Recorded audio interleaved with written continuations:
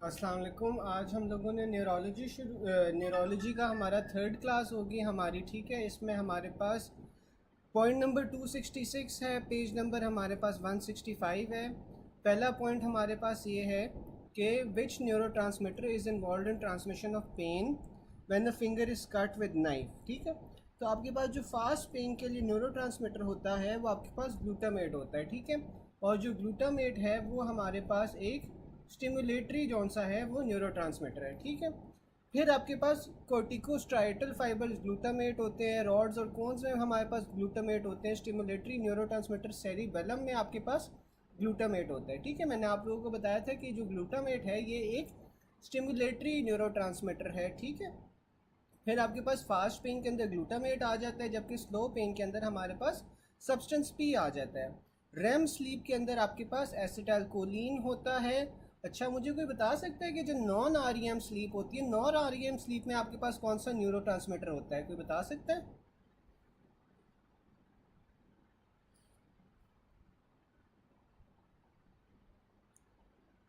Non REM sleep में आपके पास कौन सा न्यूरोट्रांसमीटर होता है?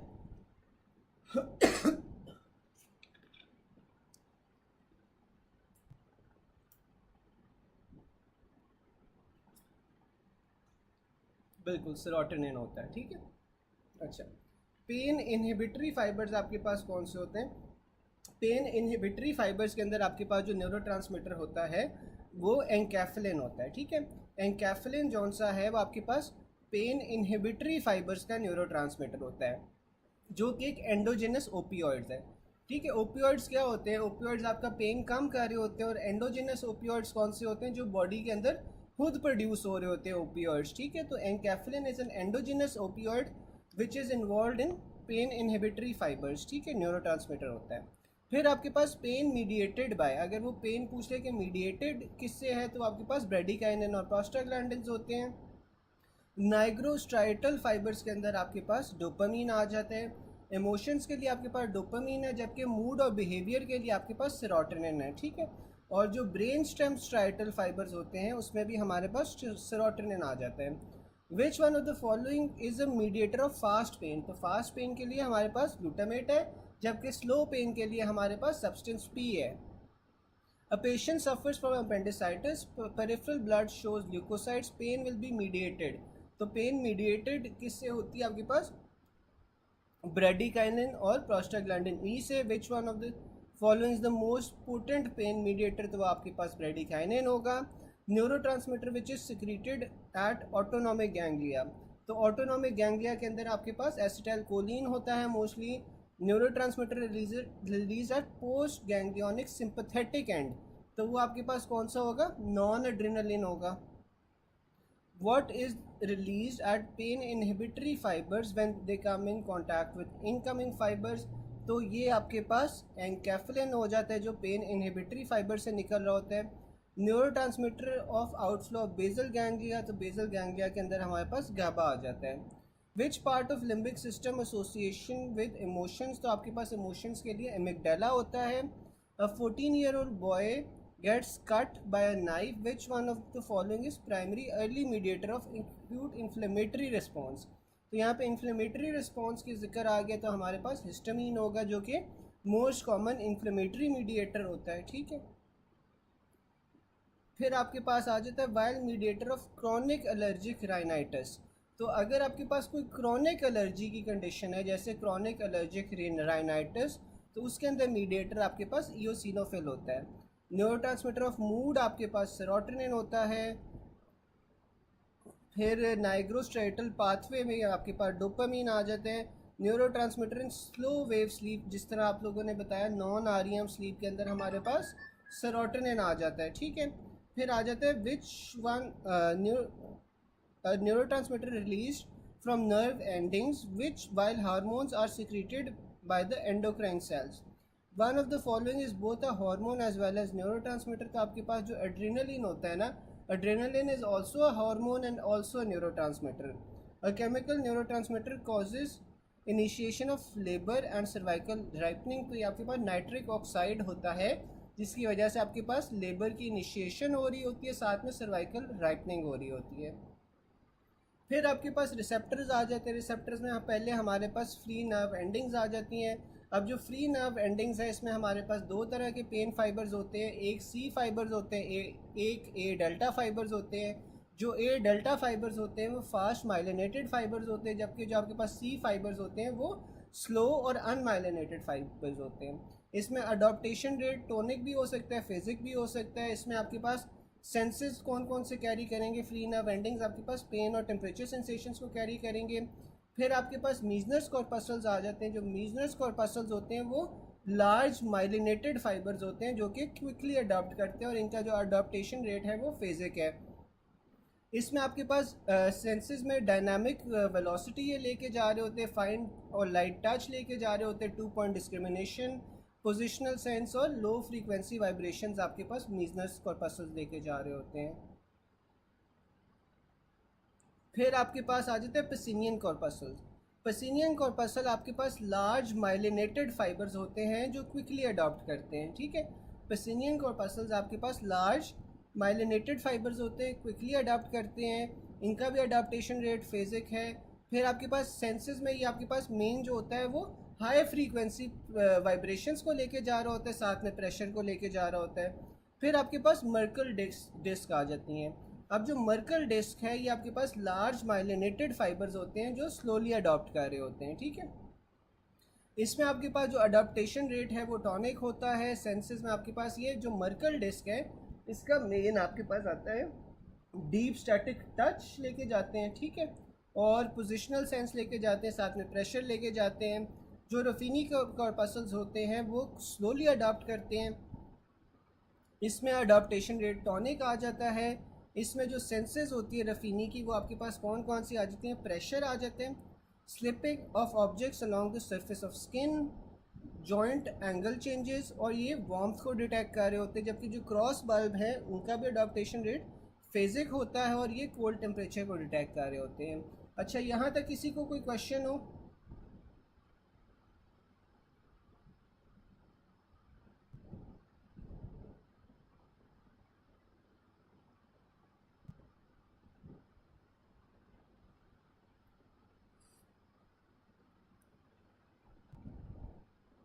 जो आपके पास फेजिक रिसेप्टर्स होते हैं ना, फेजिक रिसेप्टर आपके पास सेंसरी रिसेप्टर्स होते हैं जो कि आपके पास क्विकली रिस्पॉन्ड करते हैं, ठीक है, स्टिमुलस को, और फिर आपके पास ये क्विकली अडॉप्ट भी कर जाते हैं, ठीक है। जैसे आपके पास जो टच की सेंसेशंस होती हैं वो आपके पास रिस्पॉन्ड तो हुआ है लेकिन वो क्विकली अडॉप्ट हो जाता है ओवर टाइम, ठीक है, फिर आपको दोबारा दोबारा जौन सा है वो फील नहीं होता। जबकि आपके पास जो टॉनिक रिसेप्टर्स होते हैं ना वो आपके पास स्लोली रिस्पॉन्ड करते हैं टू द स्टिमुलस और ये स्लोली अडॉप्ट कर रहे होते हैं, ठीक है। इसमें आपके पास क्या क्या चीज़ें आ जाती हैं, स्ट्रेच आ जाता है, प्रेशर आ जाता है, ठीक है, जो प्रोप्रियोसेप्टर्स मॉनिटर कर रहे होते हैं। तो इसमें आपके पास क्या होता है कि ये रिस्पॉन्ड भी आपके पास स्लोली करते हैं और अडॉप्ट भी स्लोली कर रहे होते हैं, ठीक है। तो ये आपके पास टॉनिक और फेजिक रिसेप्टर्स आ जाते हैं। डॉक्टर बलोच, ये समझ आ गया दोनों का डिफरेंस?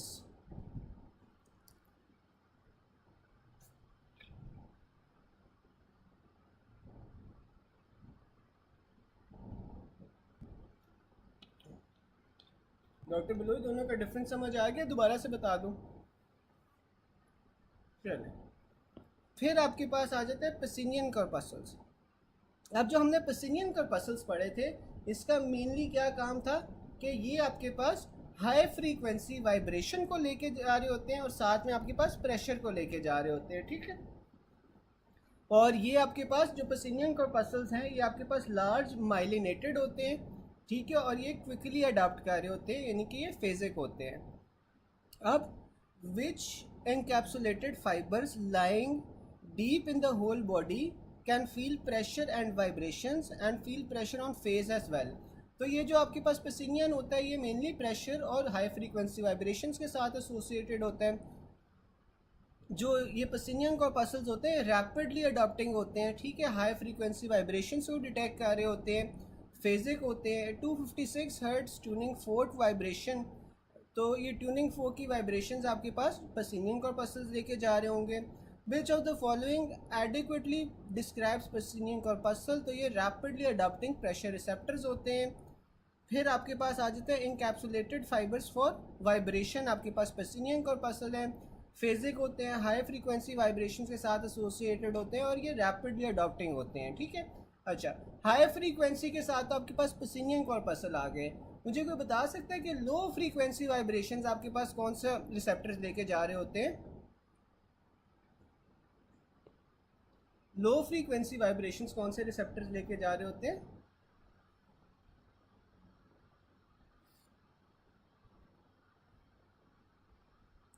बिल्कुल, डॉक्टर सादिया ने सही बताया, वो आपके पास फिर मीजनस कॉर्पस्कल्स होते हैं, ठीक है। अच्छा, अब जो मीजनस कॉर्पस्कल्स हैं, जो मैंने आपको फेजिक और टॉनिक का फ़र्क बताया था, इन्हें फेजिक होना चाहिए या टॉनिक होना चाहिए? जो आपके पास मीजनर्स हैं, इन्हें फेजिक होना चाहिए या टॉनिक होना चाहिए?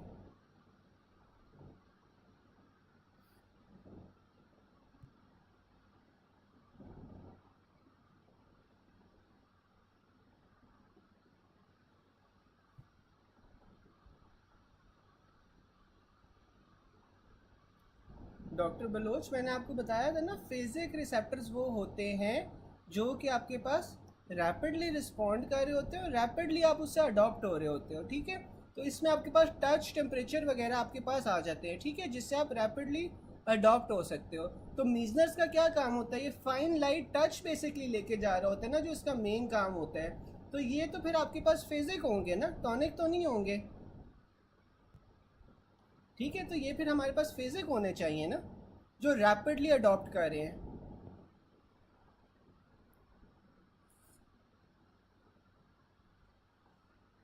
फिर आपके पास Meissner's receptors abundant on tip of finger, तो ये जौन सा है ना, आपके पास जो मीजनस कॉर्पस्कल्स हैं, ये आपके पास हेयरलेस स्किन के ऊपर पाए जाते हैं, ठीक है। तो abundant on tip of finger होते हैं, टैक्टाइल 2 पॉइंट डिस्क्रिमिनेशन लेके जा रहे होते हैं। फिर रिसेप्टर हेयरलेस स्किन होते हैं। ऑल्सो रिमेंबर, जो मैक्सिमम आपके पास 2 पॉइंट डिस्क्रिमिनेशन है वो आपके पास लिप्स के ऊपर प्रेजेंट होती है, जबकि आपके पास जो मिनिमम 2 पॉइंट डिस्क्रिमिनेशन है वो स्कैपुला के बीच में प्रेजेंट होती है। Sensory receptors detect steady pressure, जो स्टेडी प्रेशर के लिए आपके पास क्या आ जाते हैं? रफीनीज आ जाते हैं। Know the difference, similarity between the function of Meissner's and Pacinian is vibration. अब मीजनर्स जो से होते हैं वो लो फ्रीक्वेंसी वाइब्रेशन को डिटेक्ट कर रहे होते हैं, जबकि जो पसिनियन है वो आपके पास हाई फ्रीक्वेंसी वाइब्रेशंस को डिटेक्ट कर रहे होते हैं। Tactile sensation for finger tips are detected by Meissner's corpuscles. Also remember, जो मर्कल डिस्क होती है, मर्कल डिस्क में जो सबसे इंपॉर्टेंट चीज़ उसकी होती है वो डीप स्टैटिक टच को लेके जा रही होती है, ठीक है। जो मर्कल डिस्क होती है वो डीप स्टैटिक टच को लेके जा रही होती है, ठीक है। एक सेकेंड। अच्छा, अब जो मर्कल डिस्क है ये आपके पास डीप स्टैटिक टच को लेके जा रही है अगर, तो इससे टॉनिक होना चाहिए या फेजिक होना चाहिए? मर्कल डिस्क क्या होगी?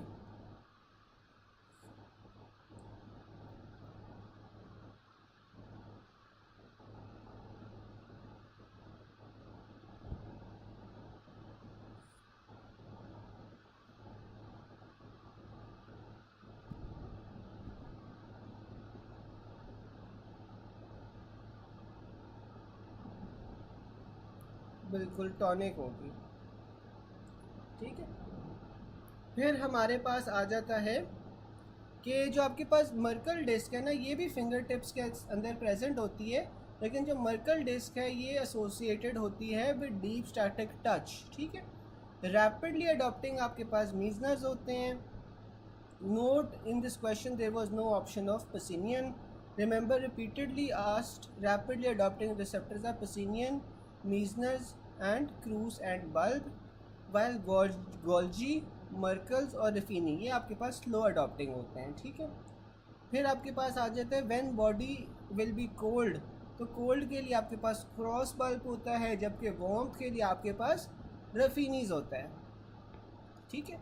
अच्छा, मुझे कोई ये बता सकता है कि वार्मथ के लिए तो आपके पास रफीनी है, लेकिन जब बहुत एक्सेसिवली हॉट आपके पास कोई चीज़ आ जाए तो फिर कौन से रिसेप्टर्स आएंगे? जब एक्सेसिवली कोई हॉट चीज़ के साथ आपका कांटेक्ट हो जाए तो फिर कौन से रिसेप्टर्स होंगे?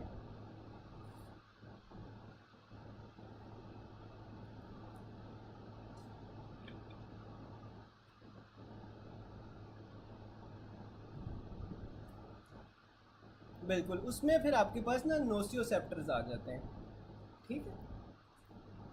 फिर आपके पास आ जाते हैं फ्री नर्व एंडिंग्स के, जौन सी होती है वो पेन को डिटेक्ट कर रही होती हैं, और ये नॉन अडेप्टिंग रिसेप्टर होता है, ठीक है ना। क्योंकि आपके पास जो पेन होती है, पेन के लिए तो आप अडॉप्ट नहीं हो पाते ना, आपको हर बार जितनी बार पेन होगी आपको होती रहेगी। फिर वो यही बता रहा है कि जब स्किन का टेम्परेचर 52 डिग्री सेंटीग्रेड चला गया है तो तब आपके पास नोसियोसेप्टिव रिसेप्टर्स जौन से होते हैं वो एक्टिवेट हो जाते हैं। Walking barefoot, feet on pointed thing, pointed object touches the foot, reflex is initiated by free nerve endings, withdrawal reflex जौन सा है ये आपके पास फ्री नर्व एंडिंग से हो रहा होता है। मैकेनो रिसेप्टर ऑफ वार्म, आपके पास इनकी लॉन्ग रिसेप्टिव फील होती है। अच्छा, मुझे आप कोई बता सकता है कि लार्ज रिसेप्टिव फील्ड किसकी होती है? ये हमने कल भी किया था कि लार्ज रिसेप्टिव फील्ड किसकी होगी?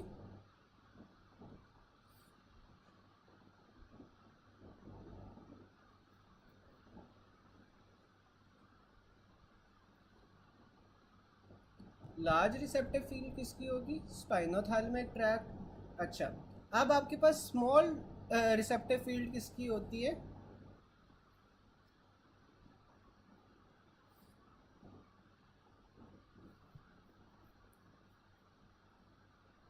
स्मॉल रिसेप्टिव फील्ड किसकी होगी?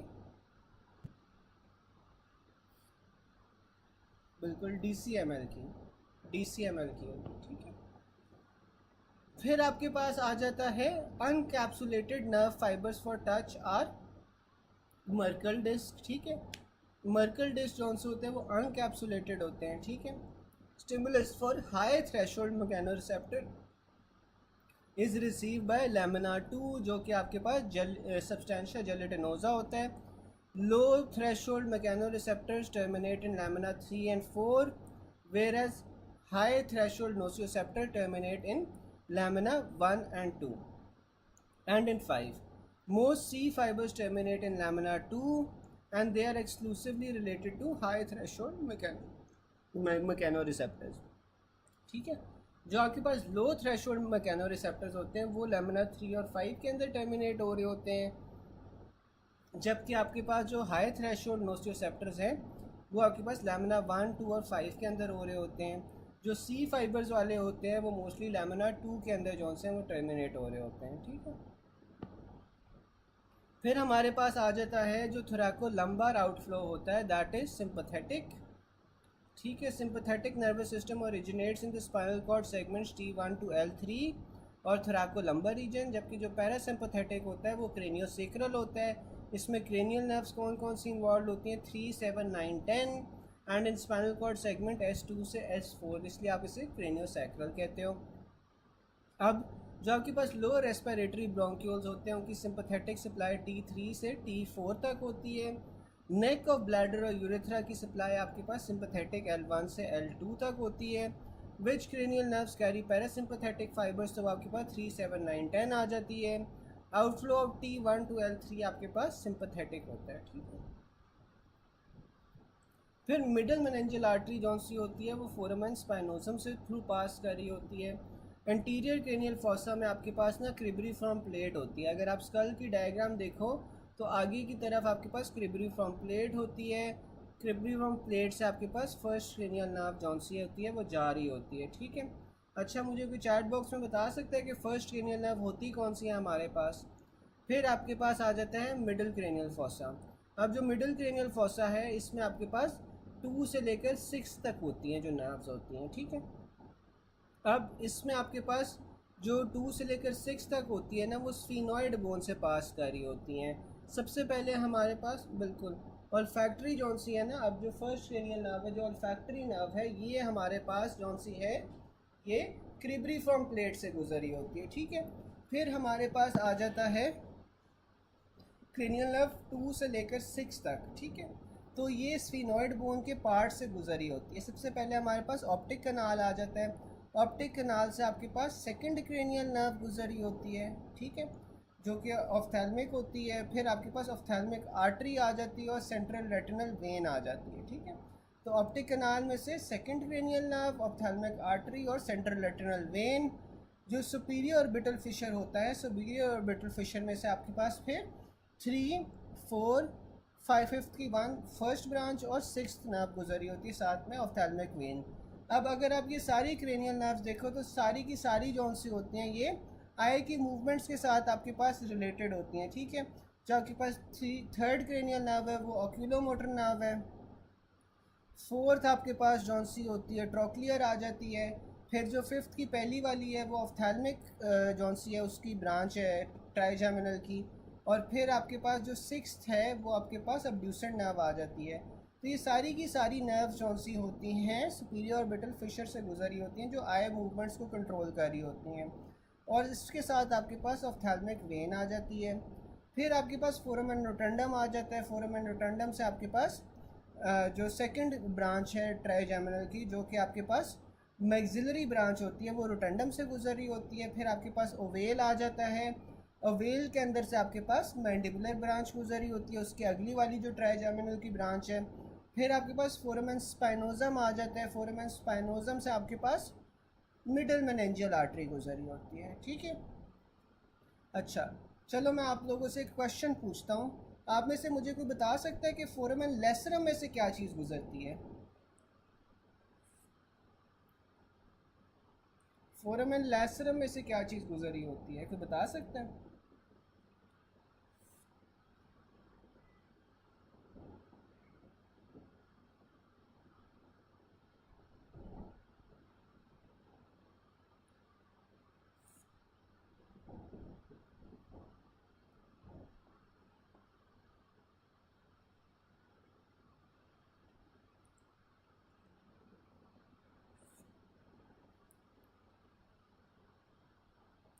अच्छा, मिस्री वेन्स और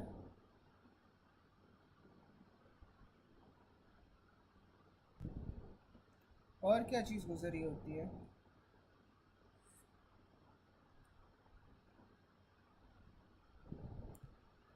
इसमें से ना इंटरनल करोटिड आर्टरी भी गुजरी होती है, ठीक है। मिस्री वेन्स भी गुजरी होती है, साथ में इंटरनल करोटिड आर्टरी भी गुजरी होती है। जो इंटरनल करोटिड आर्टरी होती है ना, वो पहले करोटिड कनाल में से गुजरती है। करोटिड कनाल जौन सा होता है ना, is a part of the petrous part of temporal bone. वहाँ पे आपके पास एक करोटिड कनाल होता है, जिसके बाद ये जो इंटरनल करोटिड है ये फोरामेन लेसरम से गुजर के आपके पास जौन सा है ये सप्लाई करी होती है। अब जो आपके पास इंटरनल करोटिड है ना, इसकी दो टर्मिनल ब्रांचेस होती हैं जो आप लोगों को याद रखनी है। एक आपके पास होती है मिडल सेरिब्रल आर्टरी और एक आपके पास होती है इंटीरियर सेरिब्रल आर्टरी, ठीक है। तो वो फोरामेन लेसरम में से गुजरी होती है, ठीक है। साथ में मिस्री वेन्स भी गुजरी होती है। अच्छा, अब जो फोरामेन ओवेल है, ओवेल का मैंने एक निमोनिक बताया था कि मेल थ्रू ओवेल। तो अब मुझे कोई बता सकता है कि जो मेल मैंने इसका निमोनिक बताया था फोरामेन ओवेल का, वो किस चीज़ के लिए स्टैंड करता है, कि उसमें कौन कौन सी चीज़ें गुजरी होती हैं? इसमें तो हाल ही आपके पास मैंडिबुलर ब्रांच लिखी हुई है, लेकिन आपको बाकी भी चीज़ें आनी चाहिए। तो कोई बता सकता है कि फोरामेन ओवेल में से और क्या क्या चीज़ें पास करती हैं?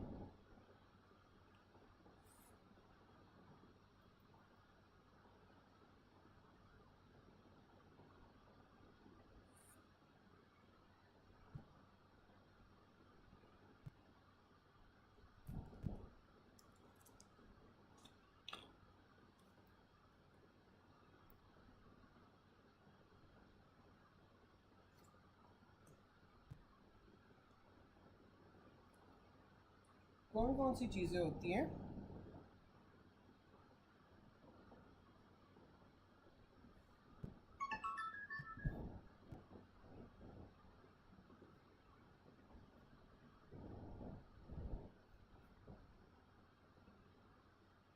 इसमें से ना जो मेल निमोनिक है वो स्टैंड करता है mandibular nerve, accessory meningeal artery, lesser petrosal nerve और एमिसरी वेन्स, ठीक है। मेल थ्रू ओवेल, इसमें आपके पास mandibular nerve, accessory meningeal artery, lesser petrosal nerve और एमिसरी वेन्स।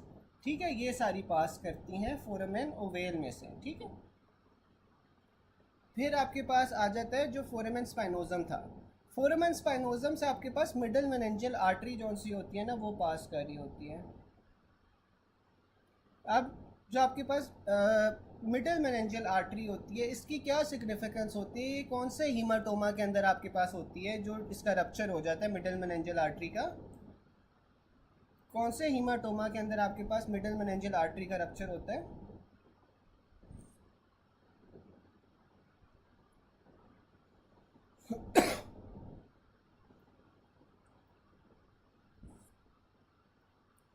बिल्कुल, एपिड्यूरल हीमाटोमा में। और जो मिडिल मेनिंजियल आर्टरी होती है फोरामेन स्पाइनोजम से गुजरी होती है, ठीक है। फिर आपके पास पोस्टीरियर क्रेनियल फोसा आ जाता है।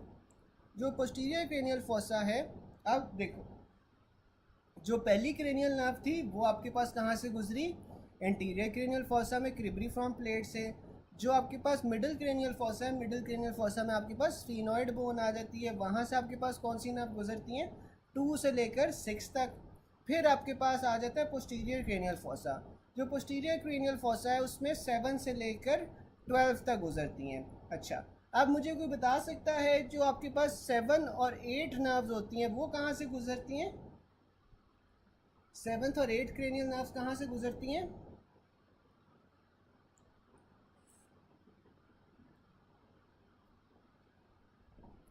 इंटरनल ऑडिटरी मेटस या इंटरनल अकूस्टिक मेटस से आपके पास ये 7th और 8th क्रेनियल नर्व गुजर रही होती है, जिसके बाद ये मिडल ईयर कैविटी में जाती हैं, ठीक है। फिर आपके पास जगुलर फोरामेन आ जाता है।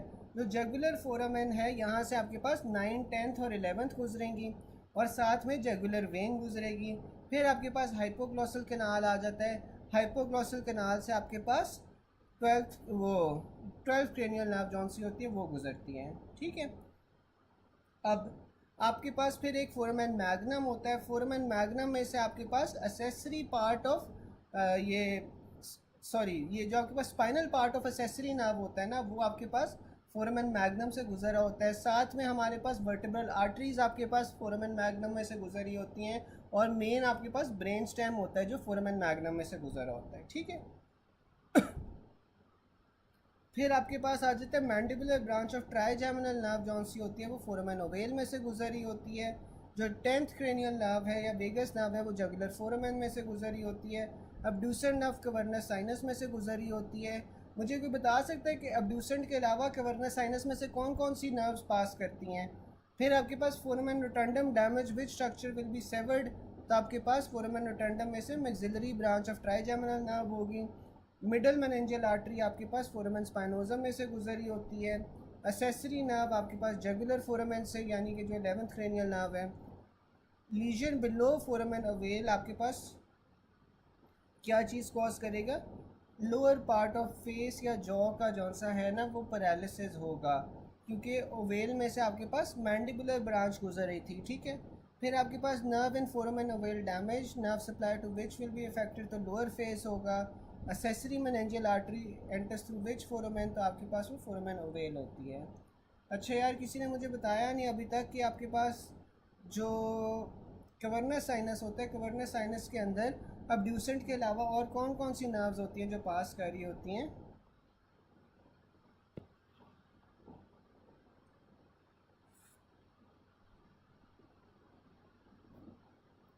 फिर आपके पास आ जाता है ट्यूमर कंप्रेसिंग ऑप्टिक क्याज्मा। तो अगर आपके पास कोई ट्यूमर होगा वो ऑप्टिक क्याज्मा को कंप्रेस कर रहा है, तो आपके पास बायोटेम्पोरल हेमियोनोपिया करवाएगा। बिल्कुल 3, 4, 5, 6 ये आपके पास सारी की सारी गुजरती है। अच्छा, अब जो आपके पास ऑप्टिक क्याज्मा पे अगर आपके पास ट्यूमर आ गया है ना, उससे कंप्रेस कर रहा है, तो फिर आपके पास बायोटेम्पोरल हेमियोनोपिया होगा, यानी कि जो दोनों आंखें हैं उनकी जो टेम्पोरल साइड की विजन है वो लॉस हो जाएगी। पिट्यूटरी एडेनोमा, क्रेनियोफ्रेंजियोमा, दोनों में आपके पास ये ऑप्टिक क्याज्मा का जो सा होता है उसे कंप्रेस कर रहे होते हैं और बायोटेम्पोरल हेमियोनोपिया होता है। फिर if asked between upper middle and lower part choose middle part, ठीक है। तो आपने मिडल पार्ट ऑफ ऑप्टिक क्याज्मा की कंप्रेशन के अंदर ये चूज़ करना है। बायोटेम्पोरल हेमियोनोपिया अगर एनोरिज्म की वजह से हो रहा है तो वो कहाँ का एनोरिज्म होता है? इंटीरियर कम्युनिकेटिंग आर्टरी का, जो इंटीरियर कम्युनिकेटिंग आर्टरी होती है वो दोनों साइड की इंटीरियर सेरिब्रल आर्टरीज को आपस में कनेक्ट कर रही होती है। यहाँ पे अगर एनोरिज्म होगा तो बायोटेम्पोरल हेमिएनोपिया हो जाता है। Tumour compressing optic chiasma will result in precocious puberty. ठीक है, आपको प्यूबर्टी जल्दी हो जाएगी अगर आपके पास ट्यूमर है जो ऑप्टिक क्याज्मा को कंप्रेस कर रहा है, क्योंकि वो इंटीरियर पिट्यूटरी का ट्यूमर होगा। Prolactin raised with infertility, what will be the cause? तो आपके पास ये माइक्रो प्रोलैक्टिनोमा होगा।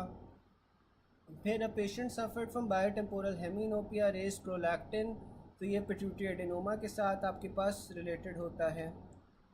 फिर आपके पास आ जाता है para 2A menorrhoea for 6 months but not pregnant, although she notices milk coming out of her nipple sometimes. She becomes anxious after bus accident as she couldn't notice it coming from her side. She went to optometrist who told her that she has biotemporal hemianopia. तो इसमें आपके पास क्या finding होगी? हाइपरप्रोलैक्टिनोमा होगा, क्योंकि interior pituitary का आपके पास ट्यूमर है। A 25-year pregnant female complains of galactoria and secondary amenorrhea. Her serum prolactin is 6000 with no signs of compression. तो अगर ये आपके पास 5000 से ज़्यादा होते हैं प्रोलैक्टिन के लेवल्स, तो वो आपके पास मैक्रो प्रोलैक्टिनोमा होता है। अगर 1000 से 5000 के दरमियान में है तो आपके पास ये माइक्रो एडिनोमा होगा। और अगर लेस देन 1000 है लेकिन प्रोलैक्टिन लेवल्स बड़े हुए हैं तो ये आपके पास स्ट्रेस की वजह से हो सकता है या ड्रग्स की वजह से हो सकता है। यहाँ तक किसी को बात कोई ना समझ आई हो? यहाँ तक सब क्लियर है?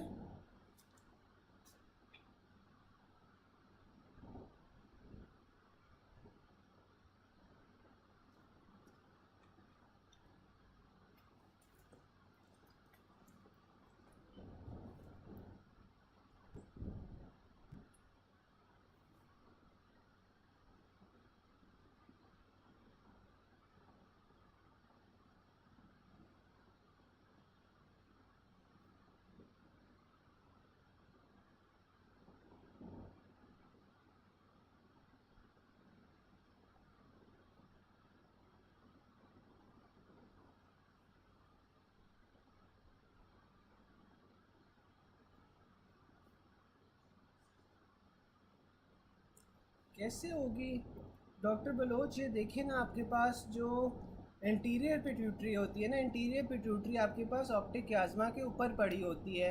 अब अगर इंटीरियर पिट्यूटरी का ट्यूमर है तो आपके पास जो इंटीरियर पिट्यूटरी सारे हार्मोन्स रिलीज़ करवा रहा है वो ज़्यादा हो जाते हैं। ठीक है, तो उसमें one of the hormones is prolactin as well. तो आपके पास जब इंटीरियर पिट्यूटरी का ट्यूमर होगा तो आपके पास जो इंटीरियर पिट्यूटरी ग्लैंड की सिक्रीशंस हैं, एक तो वो ज़्यादा हो जाएंगी जिससे आपको प्रोलैक्टिन लेवल्स हाई मिल सकते हैं, प्रिकॉशियस प्यूबर्टी मिल सकती हैं, इस तरह की चीज़ें मिलेंगी।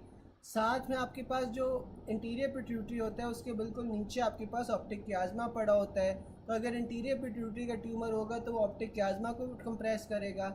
ऑप्टिक क्याज्मा का भी मिडिल वाला पार्ट कंप्रेस होता है, और जब उसका मिडिल वाला पार्ट कंप्रेस होगा तो फिर आपको बायोटेम्पोरल हेमिएनोपिया हो जाएगा। ठीक है ना?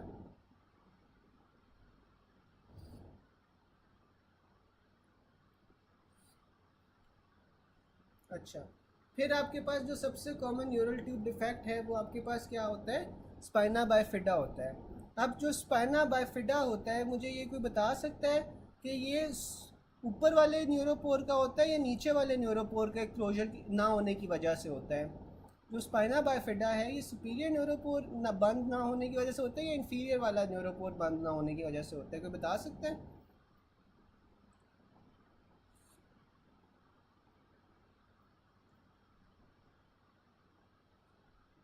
कॉडल, ठीक है ना? अब नीचे वाला यानी कि कॉडल वाला न्यूरोपोर अगर बंद नहीं होगा तो आपके पास स्पाइना बाइफिडा होगा। अगर आपके पास क्रेनियल वाला न्यूरोपोर नहीं बंद होगा तो फिर आपके पास क्या होता है? माइक्रोसेफली होती है। ठीक है, अच्छा, अब मुझे कोई बता सकता है जो नीचे वाला कॉडल न्यूरोपोर है वो आपके पास किस दिन में बंद होता है?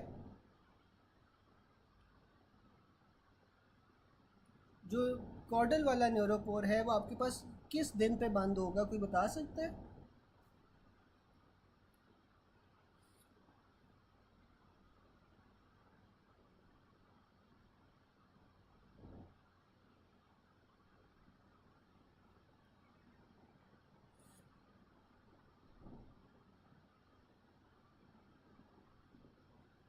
4th वीक पे या 28th डे पे आपके पास नीचे वाला न्यूरोपोर बंद होता है। अच्छा, कोई मुझे ये बता सकता है कि जो क्रेनियल न्यूरोपोर है, क्रेनियल न्यूरोपोर किस दिन पे बंद होता है?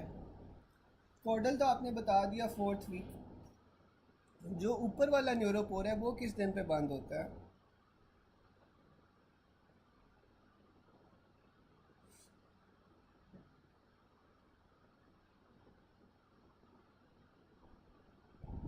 कोई बात नहीं यार, अगर नहीं आता तो इसीलिए हम पढ़ रहे हैं ना कि जो जो पॉइंट्स नहीं आते वो सारे आना शुरू हो जाए पेपर में।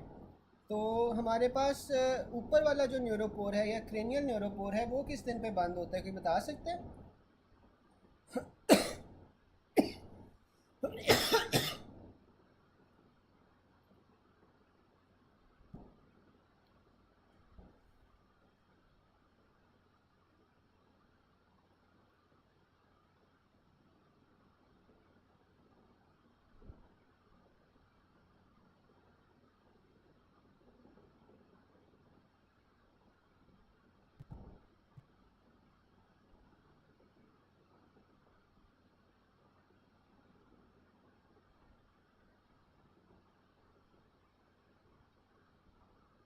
अच्छा, जो क्रेनियल वाला है ना वो आपके पास 25th डे के ऊपर बंद होता है, ठीक है।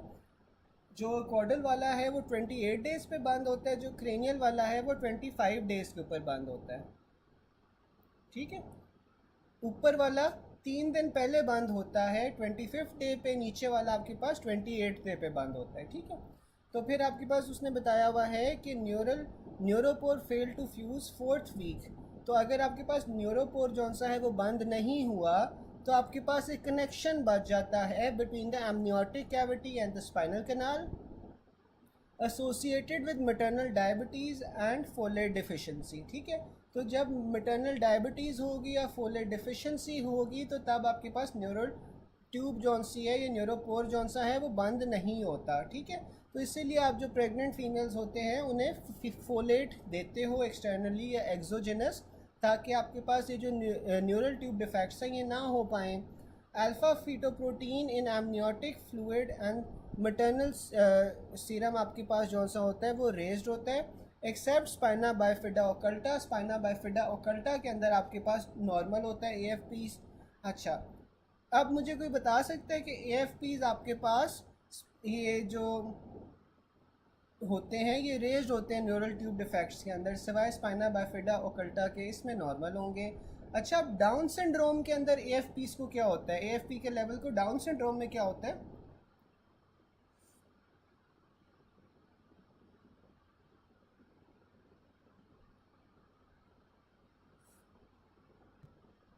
बिल्कुल, डाउन सिंड्रोम के अंदर आपके पास जो AFP के लेवल्स होते हैं वो कम हो जाते हैं, जबकि NTDs के अंदर आपके पास ये ज़्यादा हो जाते हैं।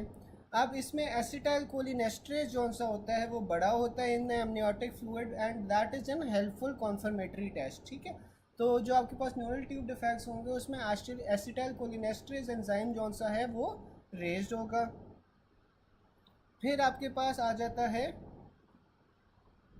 स्पाइना बाइफिडा ओकल्टा में क्या होता है, failure of caudal neuropore to close, लेकिन इसमें हर्निएशन नहीं हो रही होती। मेनिंजियोसील के अंदर क्या होता है कि मेनिंजीज की तो हर्निएशन हो रही होती है लेकिन कोई न्यूरल टिश्यू नहीं होता।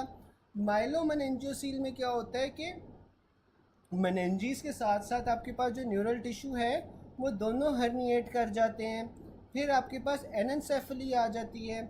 एनेंसेफली के अंदर जो रोस्ट्रल न्यूरोपोर होता है या जो सुपीरियर न्यूरोपोर होता है या क्रेनियल न्यूरोपोर वो आपके पास बंद नहीं होता, तो इस वजह से आपके पास कोई फोर ब्रेन की डेवलपमेंट नहीं होती और ओपन कैलवेरियम होता है। क्लिनिकल फाइंडिंग्स में आपको क्या मिलेगा, पॉलीहाइड्राम्नियोस मिलेगा, क्योंकि आपके पास कोई स्वॉलोइंग सेंटर ही नहीं होगा ब्रेन के अंदर, क्योंकि आपके पास फोर ब्रेन नहीं बन रहा। A baby born with sac like defect in lumbosacral region with neural tissue, तो न्यूरल टिश्यू होगा तो आपके पास ये माइलोमेनिंजियोसील है। फिर आपके पास वही सारा कुछ है। ये आप लोग 2-3 पॉइंट्स हैं ये पढ़ लो, अगर इसमें कोई क्वेश्चन हो तो फिर आप लोग पूछ लो, तब तक हम आगे चलते हैं।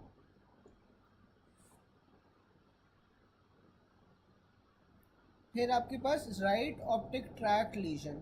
तो अगर आपके पास राइट ऑप्टिक ट्रैक की लीजन है तो ये आपके पास सॉरी लेफ्ट ऑप्टिक ट्रैक की लीजन है, तो लेफ्ट ऑप्टिक ट्रैक की लीजन के अंदर आपके पास राइट होमोनोमस हेमिएनोपिया होता है। Lesion at the right optic tract causes which lesion, तो आपके पास ये लेफ्ट होमोनोमस हेमिएनोपिया होगा। Lesion in left lateral geniculate body, तो अगर आपके पास ये जो लैटरल जेनिकुलेट बॉडी है ये थैलेमस का पार्ट थी, और हमने लैटरल जेनिकुलेट से याद किया था एल फॉर लैटरल जेनिकुलेट और एल फॉर लाइट। ठीक है, तो ये आपके पास राइट होमोनोमस हेमिएनोपिया करवाती है। Lesion at of right lateral geniculate body, तो ये आपके पास लेफ्ट होमोनोमस हेमिएनोपिया करवाएगी। ठीक है, homonymous hemianopia lesion is at the optic tract. ठीक है, तो जो ऑप्टिक ट्रैक्ट होता है, जिस तरह आप डायग्राम देख सकते हो, डायग्राम में अगर आपके पास ऑप्टिक ट्रैक्ट की लीजन हुई है तो तब आपके पास होमोनोमस हेमिएनोपिया होगा। अगर वो आपके पास होमोनोमस हेमिएनोपिया के साथ साथ मैकुलर स्पेयरिंग का कह दे तो मैकुलर स्पेयरिंग आपके पास विजुअल कॉर्टेक्स पे होती है।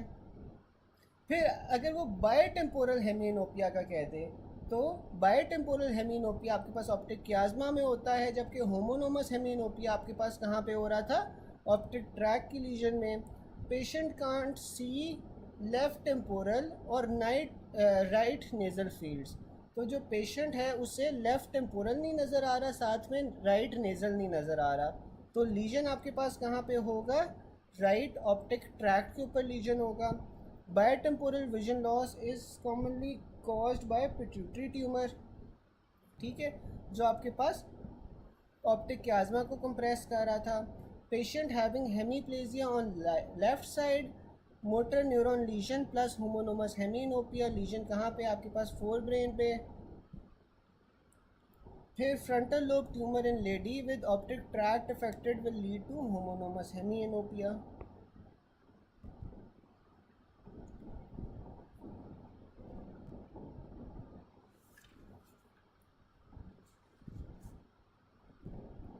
अच्छा यार, यहाँ तक आपके पास कोई क्वेश्चन तो नहीं है, आगे चलूँ? आगे चलूँ, कोई क्वेश्चन तो नहीं है अभी तक?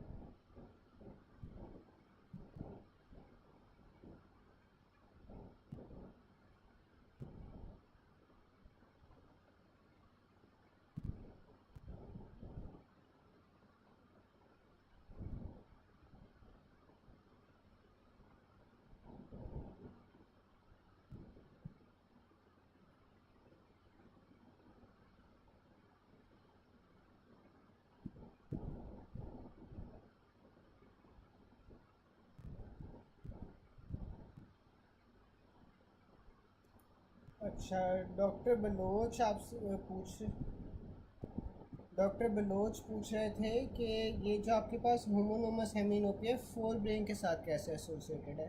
अच्छा डॉक्टर बलोच, ये आप अगर ट्रैक्ट देखोगे ना, तो इस ट्रैक्ट में आपके पास जो इवेंचुअली सारा कुछ जा रहा है, जो आप पीछे देख रहे हो, जो ऑप्टिक रेडिएशंस जा रही हैं ना, ऑप्टिक रेडिएशंस तो आपके पास जा रही हैं, वो आपके पास जो है ना जाती हैं ऑसिपिटल लोब में, पीछे ऑसिपिटल लोब के कॉर्टेक्स में, ठीक है। लेकिन देखो जो आपके पास ये ऑप्टिक ट्रैक्ट होता है ना, ऑप्टिक ट्रैक्ट एक्चुअली आपके पास फोर ब्रेन के अंदर ही पड़ा होता है, ठीक है।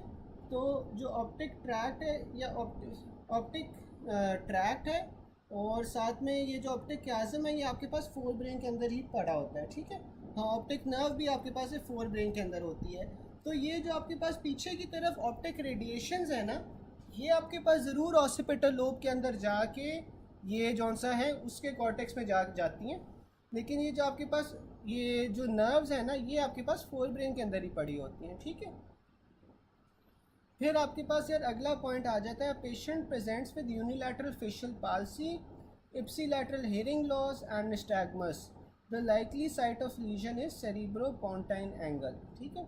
अब ये देखो कि आपके पास जो पॉन्स होते हैं, पॉन्स के अंदर कौन कौन सी नर्व्स होती हैं, कोई बता सकता है कि पॉन्स के अंदर कौन कौन सी नर्व्स के न्यूक्लियाई होते हैं?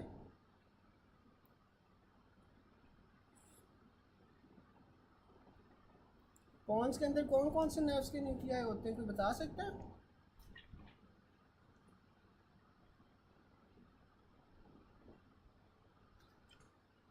बिल्कुल 5, 6, 7, 8। तो अब ये देखो कि आपके पास फेशियल नर्व की पाल्सी है।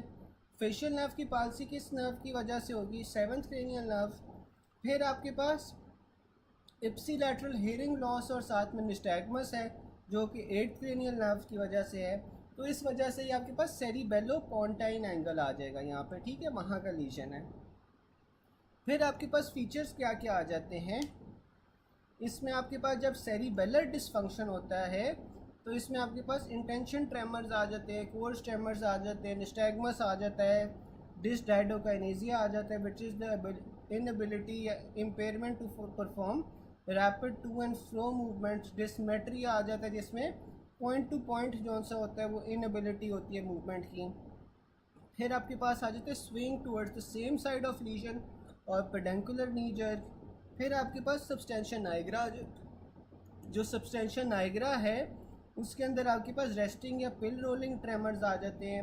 जो आपके पास बेजल गैंग्लिया है उसमें कॉर्डेट के अंदर आपके पास स्कोरिया आ जाता है, जबकि आपके पास एथिटोसिस जो सा होता है वो आपके पास ग्लोबस पैलिडस के साथ एसोसिएटेड होता है which is a part of the basal ganglia. फिर आपके पास एंटीरोग्रेड एमनीजिया के अंदर आपके पास हिपोकैम्पस आ जाता है। बिल्कुल डॉक्टर अल्फ़ा ने आपको ऑर्डर भी बता दिया जो सेरिबेलर लीजन्स है उसमें किस तरह आपने चूज़ करना है। फिर आपके पास एंटेरोग्रेड एमनीजिया है। एंटेरोग्रेड एमनीजिया में क्या होता है कि inability to form new memories, ये आपके पास हिपोकैम्पस में आ जाता है। फिर आपके पास वर्निकीज कॉर्सकोफ सिंड्रोम होता है। वर्निकीज कॉर्सकोफ में आपके पास एक ट्रायड आ जाता है जिसमें कन्फ्यूजन, एटैक्सिया और निस्टैग्मस होते हैं, ठीक है। मैंने आपको इसमें बताया था कि दो तरह की होती हैं, एक ड्राई बेरी बेरी होती है, एक वेट बेरी बेरी होती है, ये मैंने आपको पहले बताया था। फिर इसमें आपके पास जौन सा है मेमोरी बॉडीज़ का डिफेक्ट आ जाता है और साथ में मीडियल थैलेमस का डिफेक्ट आ जाता है, साथ में आपके पास ऑप्थेल्मोप्लीजिया होगा। फिर आपके पास नोट इन अल्कोहलिक या malnourish patients give thiamine before dextrose to decrease the risk of precipitating Wernicke's encephalopathy. फिर क्लूवर ब्यूसी सिंड्रोम आ जाता है। क्लूवर ब्यूसी सिंड्रोम में आपके पास डिसइनहिबिटेड बिहेवियर होता है, ये अमिगडाला की लीजन की वजह से होता है। इसमें आपके पास हाइपरफेजिया, हाइपरसेक्सुअलिटी और साथ में हाइपर ओरैलिटी आ जाती है। फिर आपके पास अगर रिड्यूस लेवल ऑफ अराउजल है या वेकफुलनेस है तो इसमें आपके पास रेटिकुलर एक्टिवेटिंग सिस्टम जौन सा होता है जो मिड ब्रेन के अंदर होता है वो आपके पास जौन सा है ना वहाँ का डैमेज होता है, ठीक है। फिर आपके पास आगे आ रहा है कि basal ganglia send excitatory signals to the cerebral cortex. A section of caudal pons shows horizontal fibres, ठीक है। तो जो पॉन्स होते हैं उसका सेरिबेलम के साथ कनेक्शन को हम मिडल सेरिब्रल पेडंकल कहते हैं। जो मिड ब्रेन होता है, मिड ब्रेन का सेरिबेलम के साथ कनेक्शन आपके पास सुपीरियर सेरिबेलर पेडंकल होता है। और जो आपके पास मेडुला है, मेडुला का सेरिबेलम के साथ कनेक्शन को आप इंफीरियर सेरिबेलर पेडंकल कहते हो। Part of brain receives excitatory input from cerebral cortex but does not send it back। तो ये आपके पास substantia nigra आ जाता है। पेशेंट हैविंग रेस्टिंग ट्रेमर्स मास फेस पार्किंसंस का सिनेरियो है तो आपके पास substantia nigra के अंदर लीजन होगा। cerebellar lesion occurs all except paralysis of skeletal muscles। unmyelinated nociceptor afferent fibers lay in spinal cord आपके पास कहाँ पे वो करते हैं, वेंट्रल स्पाइनोसेरिबेलर ट्रैक के अंदर। The major connection of pontine nuclei in left half of pons आपके पास लेफ्ट सेरिब्रम के साथ होता है और राइट सेरिबेलम के साथ होता है, ठीक है। Tremors on voluntary activity lesion आपके पास क्या होगी, सेरिबेलम में लीजन होगी, ठीक है। फिर आपके पास आ जाते हैं पेशेंट हैविंग निस्टैग्मस। तो निस्टैग्मस के लिए आपके पास फ्लोक्यूलोनोडुलर लोब जौन सा होता है ना सेरिबेलम का, वो रिस्पॉन्सिबल होता है। Flocculonodular lobe is a part of the cerebellum, coordinates balance and eye movements. Folia आपके पास जौन से होते हैं ना, फोल्ड्स होते हैं जो सेरिबेलम के अंदर होते हैं। A 60-year-old patient with tremors at rest, shuffle the gaits to posture आपके पास लीजन कहाँ पे है, मिड ब्रेन पे है। क्लोजेस्ट टू क्रस सेरिब्रा, अगर आप मिड ब्रेन का क्रॉस सेक्शन लो तो उसमें क्रस सेरिब्रा के क्लोजेस्ट आपके पास सबस्टेंशिया नाइग्रा आ रहा होता है। बेसल गैंग्लिया लोकेटेड कहाँ पे होते हैं, इंटरनल कैप्सूल में medial to the globus pallidus. Main function of cerebellum क्या होता है, कोऑर्डिनेशन ऑफ एगनिस्ट और एंटागनिस्ट मसल्स। फिर आपके पास which is involve in planning and organisation of movements, तो ये आपके पास न्यूरो सेरिबेलम आ जाता है, बेसल गैंग्लिया आ जाते हैं। इमोशंस के साथ आपके पास सिंगुलेट गायरस होता है। लिपापे सर्किट आपके पास फॉर्निक्स बना रहा होता है, मेमोरी बॉडीज़ बना रही होती हैं, थैलमस बना रहा होता है, सिंगुलेट गायरस, ये सारी चीज़ें आपके पास पापे सर्किट बना रही होती हैं। फिर जिस तरह डॉक्टर अल्फ़ा ने बताया था कि आपके पास जो सेरिबेलम की लीजन्स है वो आपने किस तरह याद रखनी है, डिस डायडोकाइनेजिया है, डिस आर्थरिया है, निस्टैग्मस है और फिर डिसमेट्रिया है। One of the following is due to cerebellar lesions, तो आपके पास डिसमेट्रिया होता है, ठीक है। और यही आपके पास सारी चीज़ें, ठीक है। आप एक सेकंड ये सारा कुछ पढ़ लो, अगर इसमें से कोई चीज़ ना समझ आए या कोई चीज़ एक्सप्लेन करनी हो तो आप मुझे बता दो, कोई चीज़ अगर आपको क्लियर ना हो तो।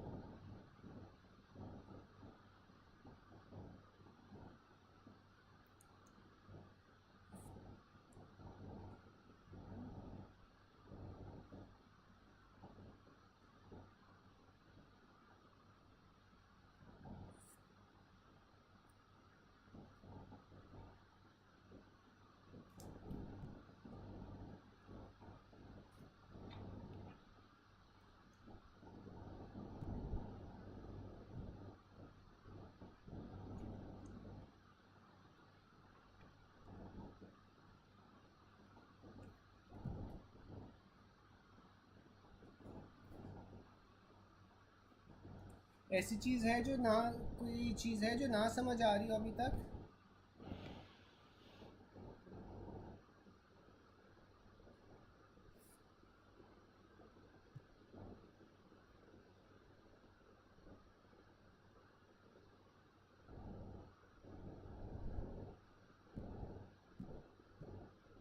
चलें फिर मैं आगे चलता हूँ। पर्सन हैज़ इंटेंशन ट्रेमर्स, तो इंटेंशन ट्रेमर्स के लिए आपके पास लीजन कहाँ पे होती है, सेरिबेलम में, ठीक है।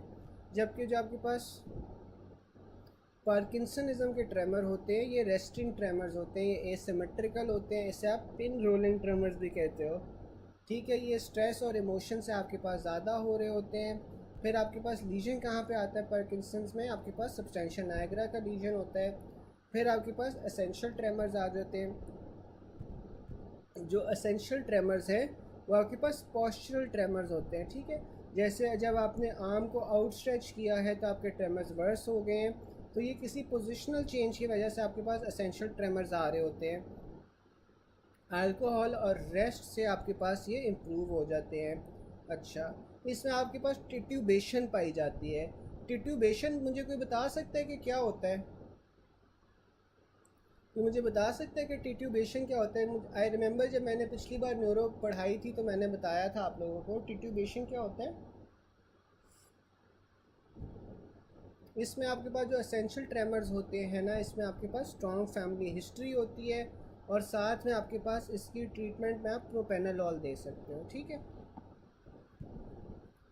बिल्कुल पोस्ट सीवी होता है, ठीक है। जो हेड होता है ना, हेड की बॉबिंग मूवमेंट्स होती है, टू एंड फ्रो मूवमेंट होती है। और ये जो पोस्ट सीवी लोग होते हैं ना, जिन्हें पहले स्ट्रोक हुआ होता है, इसमें ये बड़ा करेक्टरिस्टिक होता है, आपको नॉर्मल ज़िंदगी में भी आपको मिलेगा। बिल्कुल ठीक है। फिर आपके पास ना फिज़ियोलॉजिकल ट्रेमर्स आ जाते हैं। जो फिज़ियोलॉजिकल ट्रेमर्स होते हैं ये आपके पास पोस्चरल ट्रेमर्स जो हर नॉर्मल इंडिविजुअल के अंदर पाए जाते हैं, रेयरली विजिबल होते हैं to the eye and may be heightened by strong emotions such as anxiety या फेयर, फिजिकल एग्जॉशन में होते हैं या हाइपोग्लाइसीमिया के अंदर होते हैं। फिर आपके पास आ जाता है सेरिबेलर डिजीज़। जो आपके पास सेरिबेलर डिजीज़ है इसमें आपके पास इंटेंशन ट्रेमर्स आ रहे होते हैं, ठीक है। जब आप कोई मूवमेंट कर रहे होते हो तो तब आपके पास ट्रेमर्स होते हैं। थायरोटॉक्सिकोसिस में क्या होता है कि आपको इसके ट्रेमर्स तो मिलेंगे लेकिन साथ में कोई आपको थायराइड के साइंस भी मिलेंगे, जैसे वेट लॉस हो गया, टेकीकार्डिया हो गया, एक्सोप्थैल्मोस हो गया, फीलिंग हॉट हो गया, तो ये सारे आपको साइंस साथ साथ मिलेंगे। फिर आपके पास हेपेटिक एनकैफ आ जाता है, इसमें आपके पास लिवर डिजीज़ की हिस्ट्री होगी, ठीक है। फिर उसने एमसीक्यूज़ में बताया हुआ है कि पहला सिनेरियो देखो कि उसने ये बताया हुआ है कि थायराइड लेवल्स जो से वो ज़्यादा हो रहे हैं, उसके खिलाफ आपके उसने एंटीबॉडीज़ भी बताई हुई हैं कि हैं, तो ये आपके पास ग्रेव्स डिजीज़ हो गया। रेस्टिंग ट्रेमर्स आपके पास पार्किंसंस के अंदर होते हैं, तो इसमें लीशन सब्सटेंशिया नायग्रा में होगा। अगला भी आपके पास वही सिनेरियो है। फिर आपके पास आ रहे 30-year-old male came with history of progressive right sided facial numbness and headache for 3 months। On examination आपको फेशियल नर्व पे पाल्सी मिल रही है, was confirmed on right side and right sided intention tremors है, तो ये आपके पास सेरिबेलो-पोंटाइन एंगल जौन सा होता है वहाँ पे लीजन है। फिर आपके पास आ रहा है 70-year-old retired professor complaint of tremors in his hands which were particularly bad when he tried to perform a task. On entering the clinic, the physician observes that his gait was wide and awkward. He demonstrated pass pointing when asked to perform finger nose test, and he had difficulty in producing rapid alternative supination and pronation. तो ये आपके पास cerebellum जौन सा है वो injured है, डिस्टाइडोकाइनेसिया का बता रहा है, फिंगर नोज टेस्ट का बता रहा है, तो ये सारे आपके पास सेरिबेलम के लीजन्स की वजह से होते हैं। फिर आपके पास आ रहे 54-year-old male went to the doctor with complaints of weakness in left half of the body. On examination he had tremors on the left hand at the end of movement, muscular hypotonia है और tendency to fall upon the left side, तो ये आपके पास left cerebellar legion है, ठीक है। फिर आपके पास आ रहा है person presented with postural tremors having slow progression and associated with titubation, तो ये आपके पास एसेंशियल ट्रेमर्स हो जाएंगे, ठीक है। और साथ में उसने फिर अगला लिखा हुआ है अ 40-year-old teacher presents with tremors in hands, his hand writing is poorly understandable, one of his cousins had the same problem, he is neither hyperthyroid, ना ये एस्थमेटिक है, ना आपको कॉगवील रिजिडिटी मिल रही है, गेट भी सही है, ना कोई केशिफिशर लिंग्स मिल रहे हैं, तो इसमें आप सिंपली जो सा है ना बीटा ब्लॉकर जैसे प्रोपेनालॉल दे दोगे फॉर ट्रेमर्स, ठीक है। फिर आपके पास आ जाता है posterior 1/3 of tongue sensation loss, तो जो आपके पास पोस्टीरियर 1/3 होती है वो लॉसोफरेंजियल नर्व से आ रही होती है। अब नर्व सप्लाई आप देख लो टंग की क्या होती है, प्लेटोग्लॉसस के अलावा आपके पास जो है ना सारी की सारी जो मोटर सप्लाई है टंग की वो आपके पास आ रही होती है हाइपोग्लॉसल नर्व से, और जो प्लेटोग्लॉसस है उसकी आपके पास आ रही होती है फेरेंजियल प्लेक्सस से। जो सेंसरी नर्व्स हैं, सेंसरी नर्व में एंटीरियर 2/3 जो सी होती है वो आपके पास, उसमें जो जनरल सेंसेशंस है वो लिंगुअल नर्व से आ रही होती है, which is a branch of the mandibular nerve, और मैंडिबुलर ब्रांच जो होती है वो ट्राइजेमिनल की होती है, जबकि जो आपके पास टेस्ट सेंसेशंस है वो कॉर्डा टेम्पोनाई से जा रही होती है, which is a branch of the facial nerve, ठीक है। फिर आपके पास पोस्टीरियर 1/3 में आपके पास जो जनरल और टेस्ट सेंसेशंस हैं दोनों ग्लॉसोफरेंजियल नर्व से जारी होती हैं। अच्छा, मुझे कोई बता सकते हैं जो पोस्टीरियर मोस्ट पार्ट होता है टंग का, उसकी सेंसेशंस फिर कहाँ से जारी होती हैं? कोई बता सकता है चैट बॉक्स में? जो पोस्टीरियर मोस्ट पार्ट होता है टंग का, उसकी सेंसेशंस कौन लेके जा रहा होता है?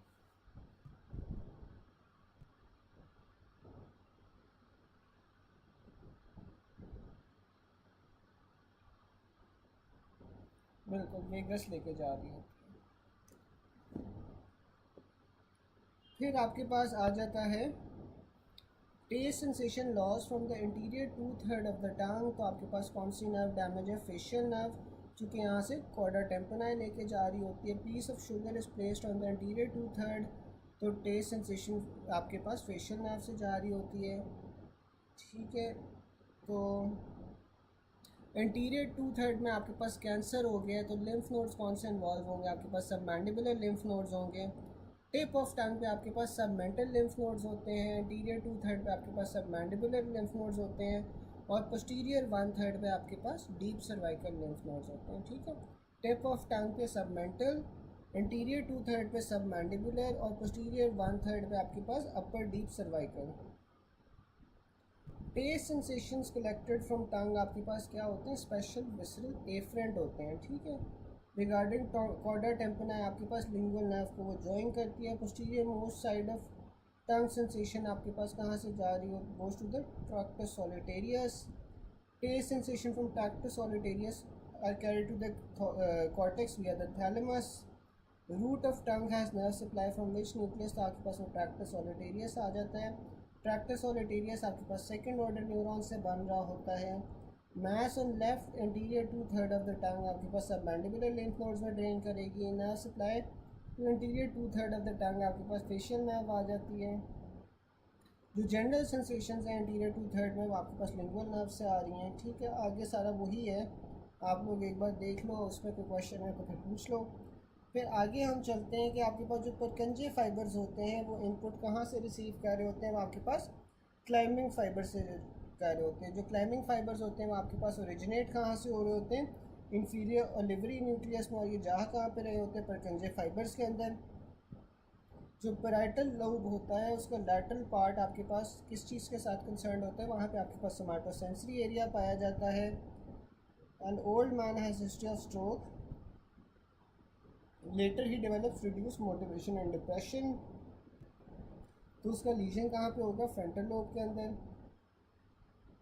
Cerebellum is connected to the midbrain, या सुपीरियर सेरिबेलर पेडंकल। ठीक है, इंफीरियर सेरिबेलर पेडंकल कौन सा है? वो मेडुला को सेरिबेलम के साथ कनेक्ट कर रहा है। जो सुपीरियर सेरिबेलर पेडंकल है वो सेरिबेलम को मिड ब्रेन के साथ कनेक्ट कर रहा है। क्लोजेस्ट टू क्रस सेरिब्रा आपके पास क्या होता है? सब्सटेंशिया नाइग्रा होती है। यहाँ तक यार किसी को कोई क्वेश्चन हो, कोई चीज़ ना समझ आई हो?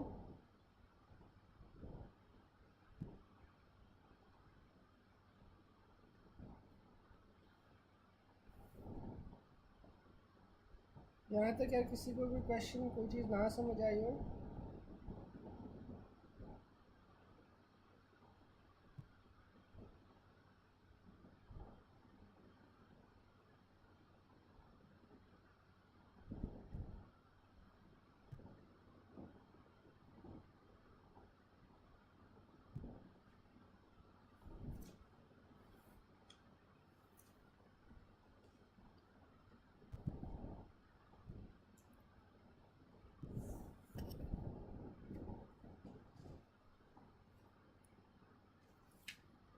बाकी सब सुन रहे हैं यार? ये 2-3 लोगों का ही आया है चैट बॉक्स में रिप्लाई, बाकी सब सुन रहे हो?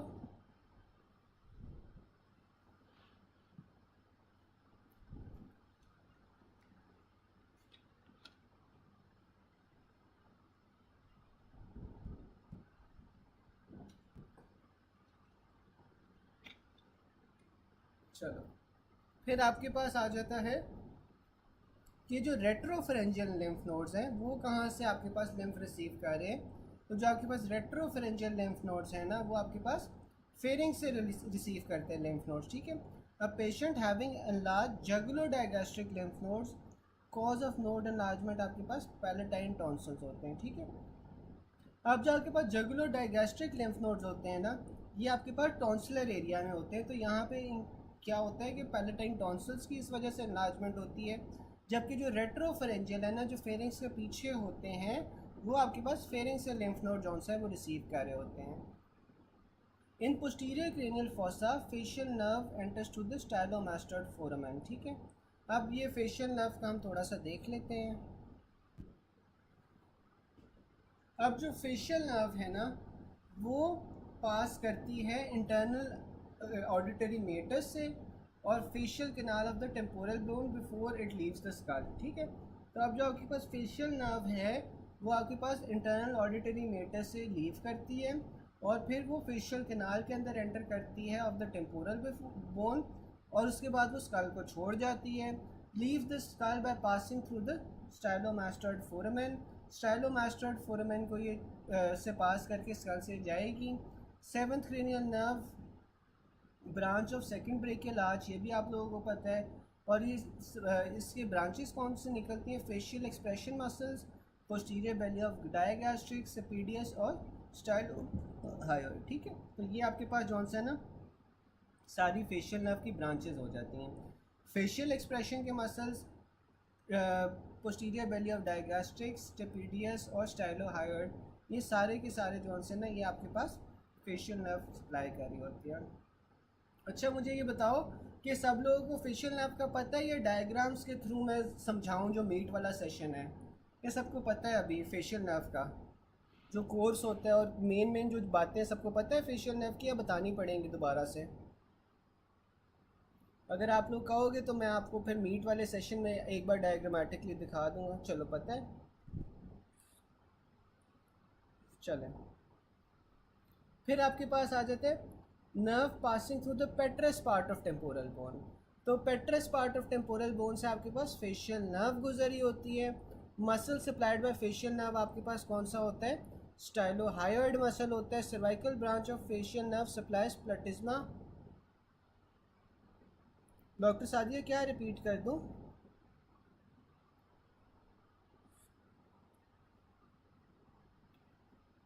अच्छा, जो आपके पास सर्वाइकल ब्रांच है ना फेशियल नर्व की, वो आपके पास प्लेटिज्मा को सप्लाई कर रही होती है, जो आपके पास ये नेक के अंदर मसल होता है। Structure which separate the superficial and deep part of submandibular gland, तो वो आपके पास माइलोहायोइड होता है जो सबमैंडिबुलर ग्लैंड के सुपरफिशियल और डीप पार्ट को सेपरेट कर रहा होता है। नर्व सप्लाई ऑफ स्कैल्प, तो स्कैल्प की आपके पास जो नर्व सप्लाई होती है वो पोस्टीरियर ऑरिकुलर होती है, साथ में आपके पास deep temporal branch of facial nerve होती है। फेशियल नर्व का कोर्स रिपीट कर दूं? अच्छा चले मैं रिपीट कर देता हूँ, मैं एक बार ये पढ़ लूँ फिर मैं रिपीट कर देता हूँ। फिर nerve supply of scalp muscles आपके पास कौन सी होती है? स्कैल्प को आपके पास पोस्टीरियर ऑरिकुलर सप्लाई कर रही होती है और साथ में deep temporal branch of facial nerve आपके पास स्कैल्प मसल्स को सप्लाई कर रही होती है। Nerve supply to levator anguli oris muscle, ठीक है। तो ये जो आपके पास लेवेटर एंगुलरिस ऑरिस होता है ना, ये आपके पास फेस, वो जो माउथ होता है, माउथ को सराउंड कर रहा होता है और माउथ के भी ऊपर वाले साइड को सराउंड कर रहा होता है। तो इसमें आपके पास फेशियल नर्व आ जाती है जो नर्व सप्लाई कर रही होती है। चलिए मैं बता देता हूँ। इंटीरियर 2/3 ऑफ द टंग की टेस्ट सेंसेशन आपके पास फेशियल नर्व से आ रही होती है। Superficial structure that lies in the parotid gland, तो आपके पास सुपरफिशियल जो नर्व होती है पैरोटिड ग्लैंड के अंदर, वो फेशियल नर्व होती है। Most likely nerve to be injured in a submandibular gland surgery is marginal mandibular, तो जो सब मैंडिबुलर ग्लैंड होता है इसकी सर्जरी में आपके पास मार्जिनल मैंडिबुलर ब्रांच जौन सी होती है वो इंजर हो रही होती है।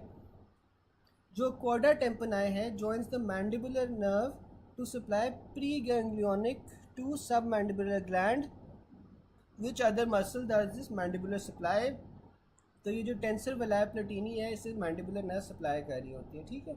अच्छा आप लोग जौन सा है ना ये सारे एक बार पॉइंट्स पढ़ लो, इसमें से कोई चीज़ नहीं समझ आ रही तो फिर आप लोग पूछ लो। मैं तब तक ना जौन सा फेशियल नर्व की डायग्राम आपके ग्रुप में भेज रहा हूँ, आप वो ग्रुप में डायग्राम देखो और फिर मैं समझा देता हूँ, ठीक है। तब तक आप ये पॉइंट्स पढ़ लो।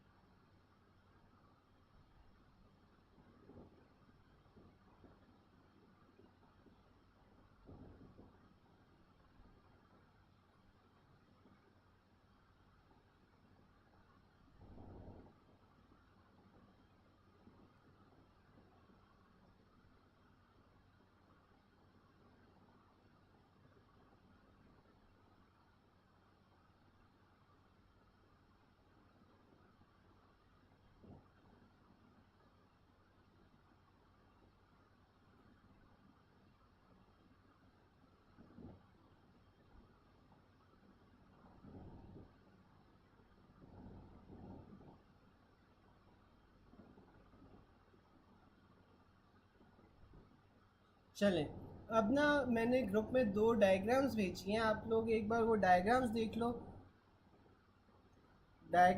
लो, आप तो ना उससे जौन सा आप लोगों को बेहतर तरीके से समझ आ जाएगा जो फेशियल नर्व का कोर्स होता है, ठीक है। अब जो आपके पास फेशियल नर्व है वो आप लोगों को पता है कि कहाँ से ओरिजिनेट करती है। फेशियल नर्व हमारे पास जो पॉन्स होता है, पॉन्स से ओरिजिनेट करती है, ठीक है। अब फेशियल नर्व के अंदर ना आपके पास सेंसरी पार्ट भी होता है और मोटर पार्ट भी होता है। ये आपके पास जौन सी ना मिक्स नर्व है, ठीक है।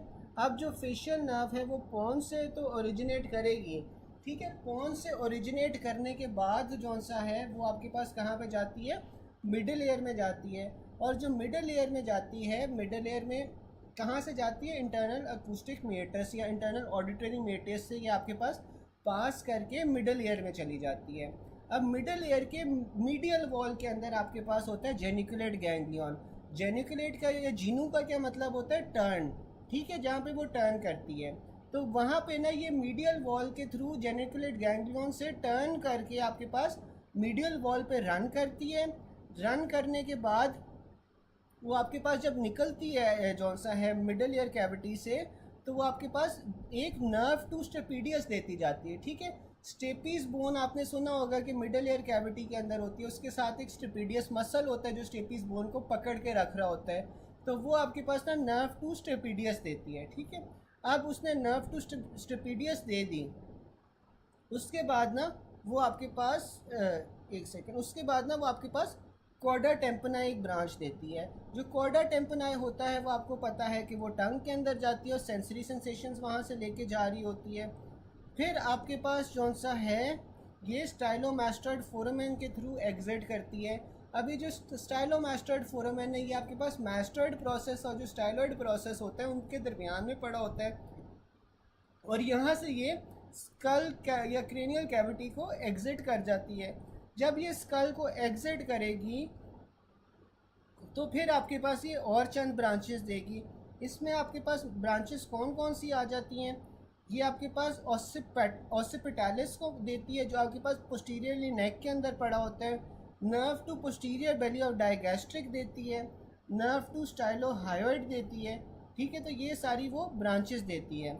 अब ये ब्रांचेस देने के बाद वो जौन सा है आपके पास सब मैंडिबुलर ग्लैंड में चली जाएगी। सब मैंडिबुलर ग्लैंड में जाके इसके सुपरफिशियली ये रन करती है और फिर ये अपनी जो टर्मिनल ब्रांचेस है वो दे देती है, जिसमें टेम्पोरल, जाइगोमैटिक, बक्कल, मैंडिबुलर और सर्वाइकल आती हैं। ये सारी की सारी इसकी टर्मिनल ब्रांचेस हो जाएंगी जो सब मैंडिबुलर ग्लैंड से आपके पास आती हैं, ठीक है। अभी ये मैंने ना आपको सेंसरी और जो मोटर पार्ट्स हैं वो अलग अलग से नहीं समझाएं, लेकिन ये बेसिकली एक कलेक्टिव है which is more than enough for your part 1, अभी हो जाएगा,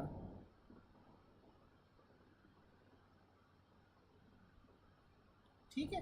तो ये उससे काम चल जाएगा आपका, ठीक है। समझ आ गई सबको, आगे चले।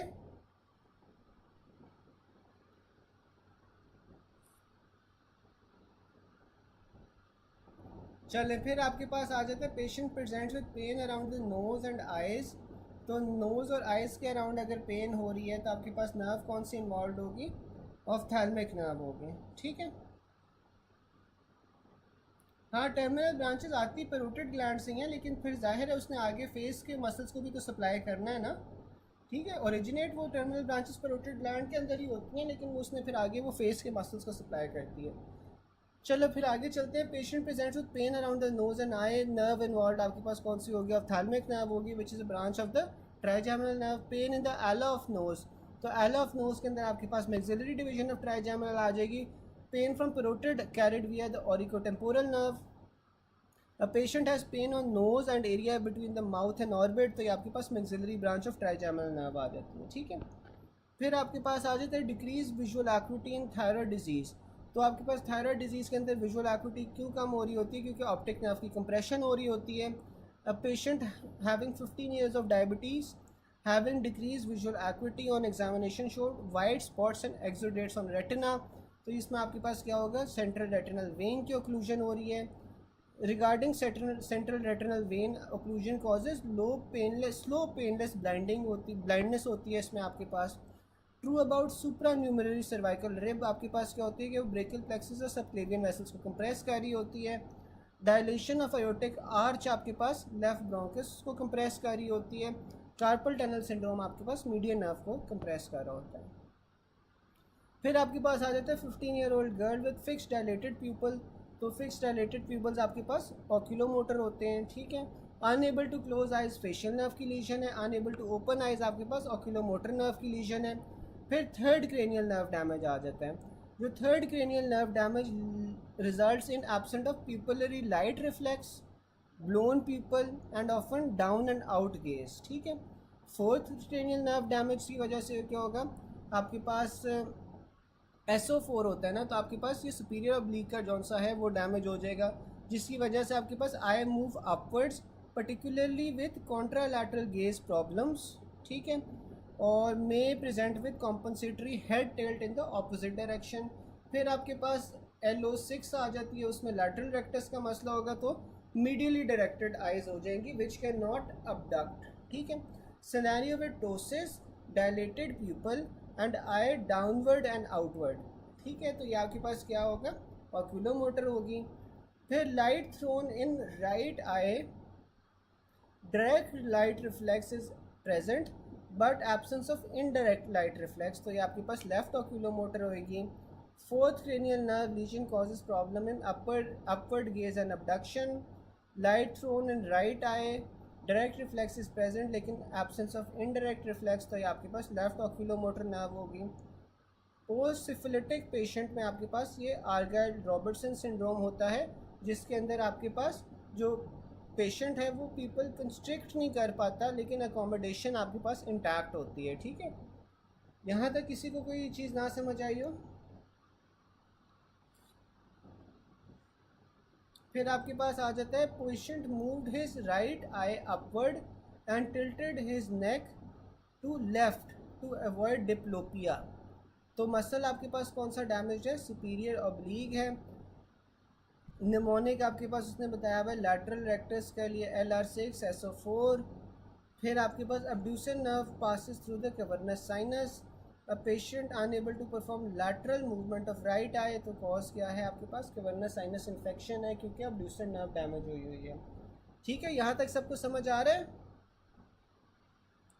आगे चले।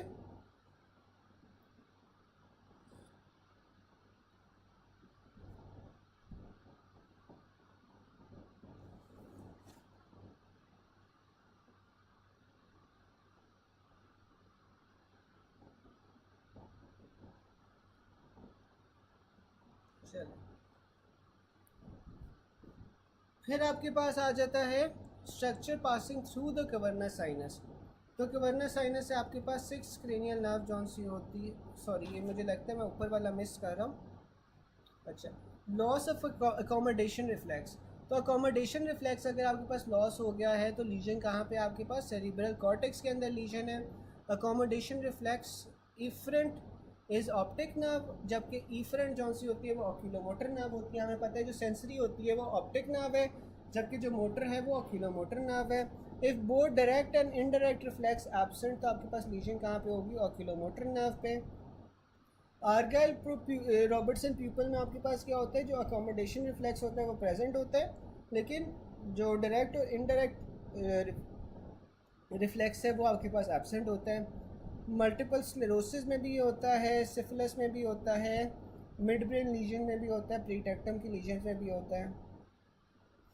फिर आपके पास आ जाता है accommodation reflex loss with third cranial nerve involvement, यानी कि मिड ब्रेन के इन्वॉल्वमेंट। लाइट रिफ्लेक्स आपके पास मिड ब्रेन से लॉस होता है, जबकि जो कॉर्नियल रिफ्लेक्स है वो आपके पास पॉन्स के लीजन के अंदर लॉस होता है।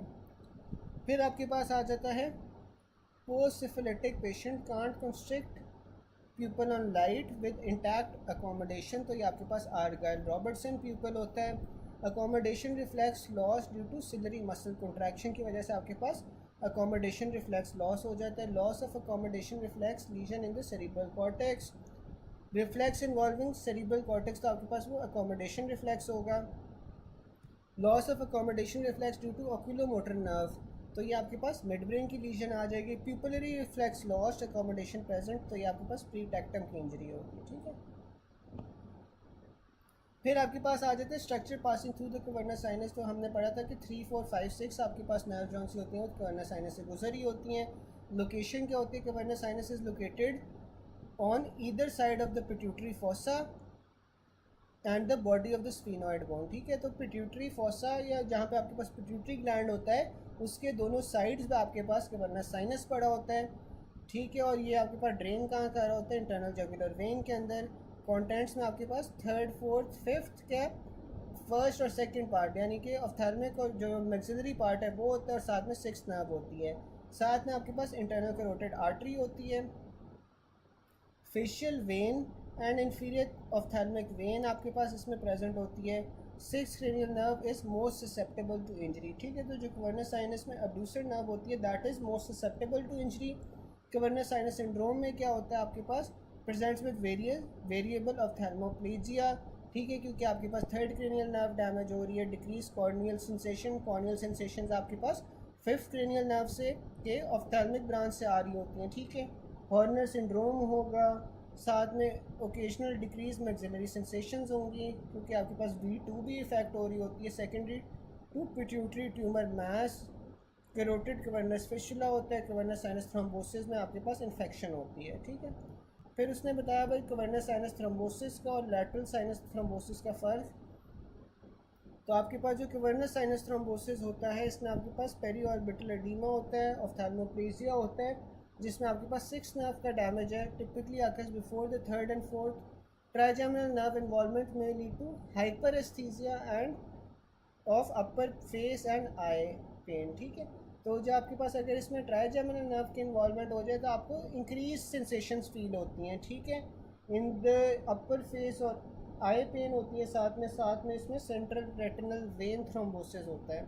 जो आपके पास लैटरल साइनस थ्रोम्बोसिस है इसमें आपके पास 6th और 7th क्रेनियल नर्व की पाल्सीज हो रही होती हैं। ठीक है, cranial nerve 3, 4, 5, V1 and V2 and 6 cranial nerve इसमें आपके पास इफेक्ट हो रही होती हैं, पास कर रही होती हैं। इसमें साथ में इंटरनल कैरोटिड आर्टरी पास कर रही होती है, फेशियल वेन और ऑफ्थैल्मिक वेन जौन सी होती है पास कर रही होती हैं। अब ये जो फेशियल वेन्स और ऑफ्थैल्मिक वेन्स है these are an important source for spread of infection from the face. ठीक है, फिर इन्फेक्शन इन कवर्नस साइनस जौन सा होता है वो सुपीरियर ऑफ्थैल्मिक वेन को क्या थ्रोम्बोसिस करवा सकता है। ठीक है, फिर inability to do lateral rotation of eye, तो कॉज क्या है इसमें? इन्फेक्शन ऑफ कवर्नस साइनस है जो कि आपके पास 6th क्रेनियल नर्व को डैमेज कर रहा है। फिर a boy had head injury after his eye, pulsatile with heart beat is due to relation cavernous sinus with internal carotid artery. Oculomotor nerve related to which sinus, तो oculomotor nerve आपके पास cavernous sinus के साथ related होती है। Patient is unable to turn his right eye laterally, which of the following is the most likely, तो ये आपके पास इन्फेक्शन राइट कवर्नस साइनस में होगा। अब्ड्यूसन नर्व आपके पास कैविटी ऑफ कवर्नस साइनस से गुजरी होती है। यहाँ तक किसी को कोई क्वेश्चन हो, कोई पॉइंट ना समझ आ रहा हो तो बताओ।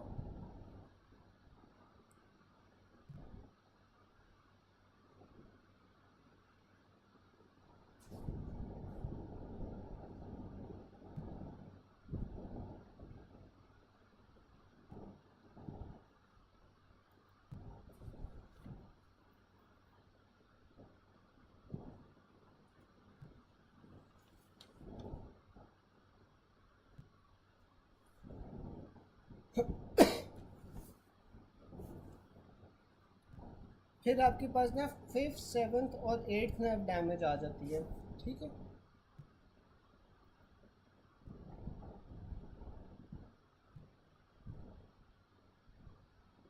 अच्छा नमाज ब्रेक लेनी है,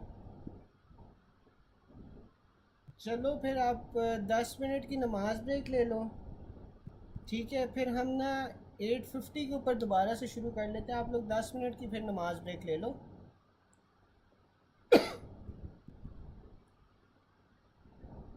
8:45 पे जमात होती है।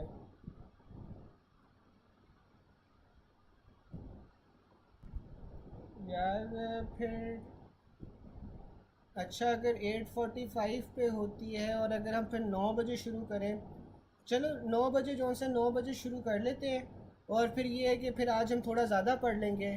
ठीक है, ये हो सकता है कि फिर हम 10 से थोड़ा ना लेट तक कर लेते हैं। ठीक है, हम 10 बजे 9 बजे शुरू कर लेते हैं, फिर ये है कि आज 10 बजे से थोड़ा देर तक पढ़ लेंगे, ठीक है ना। तो वी विल स्टार्ट एट 9 फिर, ठीक है। अल्लाह हाफिज़।